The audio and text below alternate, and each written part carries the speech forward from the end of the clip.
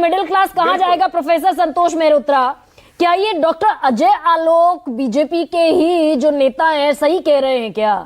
Tax समय पर दे middle class, तनख्वाह से काट लिया जाए टैक्स मिडिल क्लास के, सरकारी योजना का किसी का भी लाभ ना मिले मिडिल क्लास को, स्वास्थ्य बीमा पर, हेल्थ इंश्योरेंस पर देना पड़े 18% जीएसटी।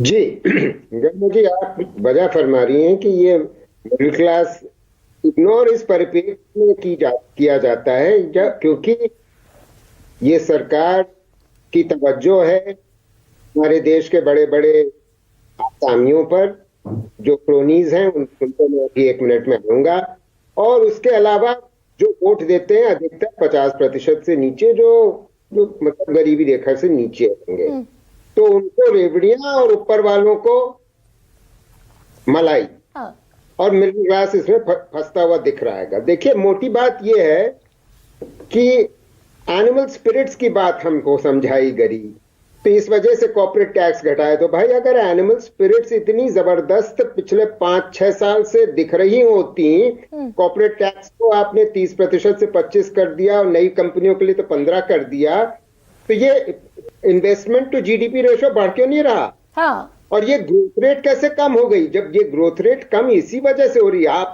पहले पहले आप गड्ढे में घुसते हैंगे, आप इकोनॉमिक मिसमैनेजमेंट की वजह से, उसके बाद आप रिबाउंड करते हैं, वो स्टेबलाइज कर गया, तो ये ग्रोथ रेट इसलिए कम हुई है। और अब दिक्कत ये है क्योंकि डिमांड है नहीं, तो इसलिए कॉर्पोरेट्स इन्वेस्ट नहीं कर रहे, तो इन्वेस्टमेंट तो बढ़ नहीं रहा। पहली मोटी बात ही मैं कर चुका।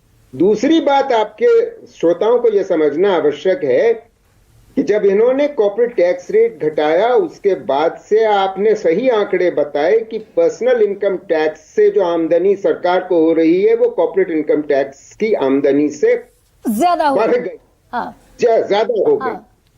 और यही कारण है क्योंकि इनका टैक्स टू जीडीपी रेशो बढ़ नहीं रहा। टैक्स टू जीडीपी रेशो की बात कर रहा हूं, ये बताएंगे कि हमारा टैक्स रेवेन्यू तो बढ़, अरे 17% का वो 17% पे अटका हुआ है। इन्हीं वजहों से इनको जीएसटी ऐसी चीजों पे लगाना पड़ता है जिसकी चर्चा आपने शुरू में करी। इसी वजह से मिडिल क्लास वोट, अगर वोट बैंक है मिडिल क्लास का, आप ये समझाइए जरा, मुझे भी समझाइए, अगर वोट बैंक है मिडिल क्लास तो रडार पर क्यों नहीं है? फिर ये कंसर्न में क्यों नहीं है मिडिल क्लास पॉलिटिशियंस?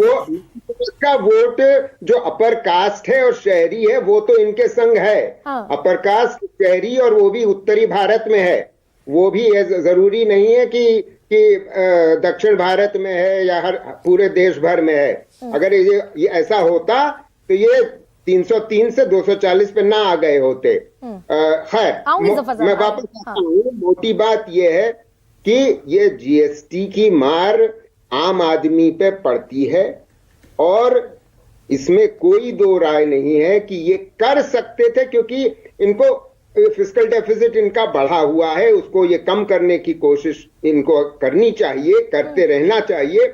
उसके लिए ये सरचार्ज एक रिचेस्ट मोस्ट पे लगा सकते थे, जिनकी आमदनी साल में 1.5 करोड़ या 2 करोड़ से ऊपर है, और ये घटाया जा सकता था। जो मिडिल क्लास पर है, जो मिडिल क्लास अगर सेकेंड हैंड गाड़ी भी खरीदे उस पर भी 18% दे, पॉपकॉर्न खरीदे उस पर भी 18% दे, हेल्थ इंश्योरेंस पर भी 18% दे, ये घटाया जा सकता है। ये घटाया जा सकता है। सबसे बड़ी बात तो ये पेट्रोल डीजल पे दाम घटा सकते हैं। हाँ। मगर इनकी हिम्मत नहीं है क्योंकि वो उससे आमदनी निरंतर होती रहती है।